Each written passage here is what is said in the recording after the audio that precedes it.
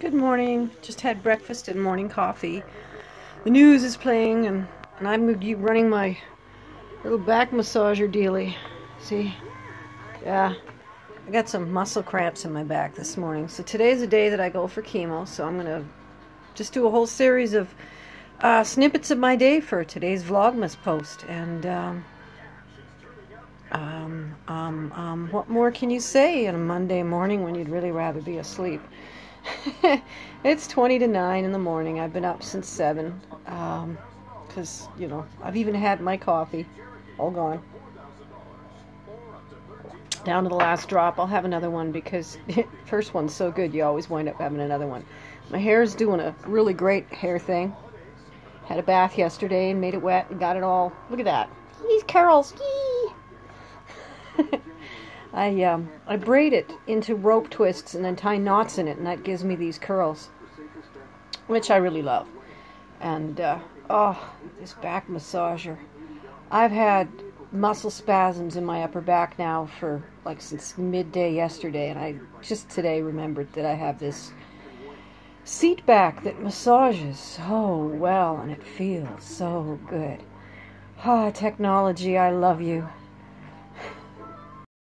9 a.m. and it's time to get the birds out. First, we fix up little Sammy's dishes. He gets fruit in this one and veggies in this one. And we got these guys here. They've got to get their greens and their fresh water. Same with him. And we check to see their seeds are good. So 9 o'clock in the morning, and then we'll uncover the birds. Because he's all in a... Let me show you. Sammy's in black. Over here. That's Sammy. He's going to be getting up right away. He's probably awake already. Are you awake, Sam? Good morning, Sam. Oh, we'll get him when we get his dishes ready. And not while I'm holding the phone in my hand. Sam is so totally ready for this. Aren't you, Sam? Look at you sitting all... See, I can do this one first. And then what I do is I put the one he really wants over here. See? Off he goes. And now I can freely change this one. While he gets started looking for his egg yolk. He'll throw everything else out to get to the egg yolk, leaving me to wonder why I bother putting it in there. And yes, he screams at you the whole time. Jeez. Good morning, birdie. What's the camera doing? It's filming you. Yeah, what's in there? Yum, yum. And I do believe this is my next chore of the day. The dishes. All these dishes need to be washed and put on that rack after those things get put away. And that's what I'm going to do next, including cleaning up the mess from having cleaned the bird cages. That all goes in the compost. Yay, what fun, huh? I love my kitchen. It's so rustic. Pardon me for barfing. When I bought this house in 1994, I thought, I can't wait to change these cupboards out. But do you think I've ever had the tens of thousands of dollars it costs to change out your cupboards? No, sir. We spent $150 on an extra cupboard. That's all we've ever had. And I've painted this kitchen a couple of times, but paint doesn't cover this. There it is. That's the finished dishes piled up like a Jenga game. And all cleaned up. See? The sink is empty. The counter is cleaned. I wipe the counters down. I have to because I put my feet up on them. Yes, I do. I put my feet up like this, you see, while I'm washing dishes. And first one side, and then the other. And this gives me a really good stretch in the morning. And now it's time for a cuddle break and a massage. And my little cutie pie sitting in my lap while I get my back rubbed by my machine. And then I'll get dressed to go. We've got about a half an hour before my bride arrives. And it takes me about 20 minutes to dress, especially because it's warm out and I don't need to wear a lot of layers. So that's my outfit.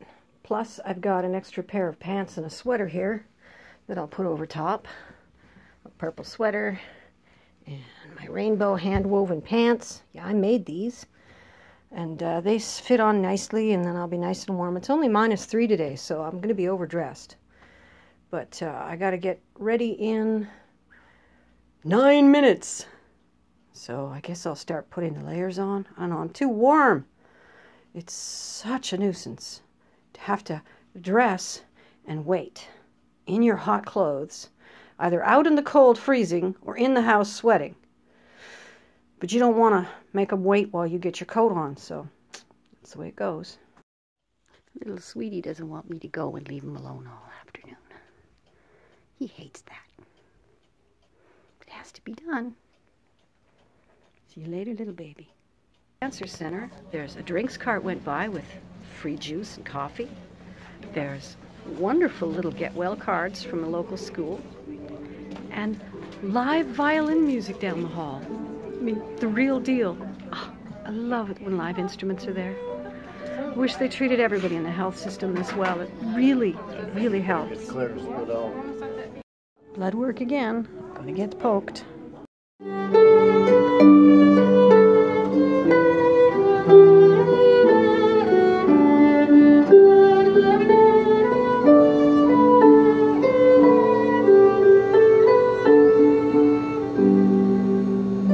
So I got blood work done, and I'm sitting in the comfy, lounging recliners that they offer us, listening to that beautiful music down the way, and there's a TV on, and I'm going to be here for an hour or so till they get my blood work done, and then they'll either take me for chemo or send me home depending on the numbers. See you later. So I'm sitting here in the chemo waiting room, waiting to find out what my blood work is, and the social worker comes by, visits with me, gives me a card that has, and I haven't counted them yet, a bunch of $50 gift cards in it for a local store. And she says, this is from all of us here. And I'm like, well, I cried a little, overwhelmed. And she comes back with this beautiful pink bag with purple tissue. Inside it is a whole bunch of groovy stuff. I've got this little bag, and it's got Kleenex, and it's got lip balm, and it's got a nice pen, and it's got a little puzzle book to use with the pen on, and some hand sanitizer, and just Merry Christmas. Nice little gifts. And Just for Laughs Gags is on the TV, so I'm sitting and knitting and watching TV and just getting lots of knitting done, which is good, because I like to knit, and I'll have them done soon. But my knitting is getting longer and longer and longer. Okay, see you in a bit. I'm really going to have a chat with my blood about neutrophils, or do some Googling, figure out. Apparently they went even lower. I'm like, how do you build up your neutrophils? Let me build them up. I'm really worried because I don't want the chemo canceled week after week after week, because I'm worried that it's going to give lung cancer time to take hold and bloom and blossom, or I don't know. But I have the week off, and it's a warm week, so I think I'll probably get some bicycle riding in this week, and that's exciting. So here I am, Cancer Center, waiting for my ride. Here we go, Cancer Center, University campus. Can't see a thing because it's all blown out. Waiting on a ride, and I'll go home. And then I'll get in my car and run errands, because I don't have a chemo bottle attached to me. Hi, back from the Cancer Center. I'm doing this video again because right in the middle of it, the screensaver came on, the camera turned off, and it didn't save. I got about 12 minutes based on all of the clips that I've already uploaded, that are uploading to YouTube. And so I'm back at the house. I'm planning to go shopping. I'm going to stop in at the medical supply store for some medical supplies for my colostomy. And we get half of it paid for by the Cancer Society, or some arrangement with the health, I don't even know what you call it, health insurance. I mean, we don't have any personal insurance, but there's the provincial insurance that we have, and it covers half of my medical supplies. It covers all in-hospital treatment and medication. So if they give me medication at the pharmacy and the clinic, it's covered. But if they send me home with a prescription, I pay for it. And so I have to pay half the cost of the medical appliances. So I'll be picking some of that up. And I'm going to stop at the co-op, I think, and spend a little bit off of the cards that I got for a Christmas present, just because I can. And I'm going to stop at this butcher that in town that always has really amazing smoked turkey to offer. He's starting to make that whistle that makes me have to put on the headphones because it's so loud, and that's why I often bring him to sit behind me. I didn't want to today, so I didn't. So I'm a little annoyed. I did my research, I did a little studying and found out that I'm already doing everything I could possibly do to build up my neutrophils. And why then are they still low and falling? I don't get that. And if I'm already doing everything I can and they're still falling, what happens if they continue to fall? Will I suddenly start developing infections? Will I catch a virus off someone? Is it okay still to go to the party on Wednesday night? I really want to go. And I'm going to tough it through. I'm going to bull it out. I'm going to just do the stupid thing and demand more of my body. You know, that's the thing that gave me cancer in the first place, isn't it? Saying, quit complaining, body. It may not be the best quality, but you'll swallow it and you'll work with it because we're tough. And then after 50-some years, the body goes, you know what? Not as tough as you thought I was. You're sick now. And the attitude doesn't get any better. You still think you could tough it through anything. I got to go to this party. I mean, the heart needs as much as the body needs, you know? The heart, the emotions, whatever. The head, the mind. And I need a little convivial, congenial community, you know, companionship, a group of people all having a good time. It's going to be unnerving. I'm going to sit there and wonder if I'm saying or doing things right or wrong. So it's going to be unnerving. Naturally, he managed to come home early today because I'm videoing. And that's how you interrupt. Back in a bit. So Mr. only came home to use the bathroom because he doesn't do it in the client's house. This is one workman who will never smell up your house. He'll drive home before he does that. And I'd drive to the nearest gas station. If there's nobody home, and it's not a particularly fussy place, I might use the toilet. Well, I'll never have to again. It's just pee now.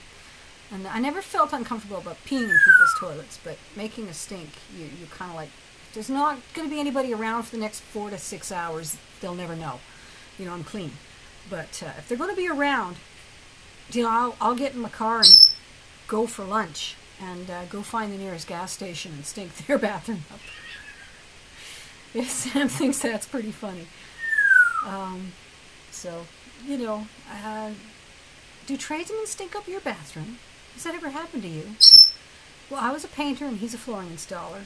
And I will be a painter again someday, I think. That's not something I necessarily have to quit, not if I get my fitness back. And if I'm going to build up a bus, I'd better get my fitness back. So, yeah. Oh, I love painting, you know. You walk into a place that's all dinged up, banged up, beat up, and sad, and when you leave, it's all shiny, bright, and new. And you get to watch the transformation in progress while you get your fitness exercise. I mean, for me, it was stretching, and it was bending, and it was moving, and it was lifting, and it was all I needed for fitness. I loved that about it.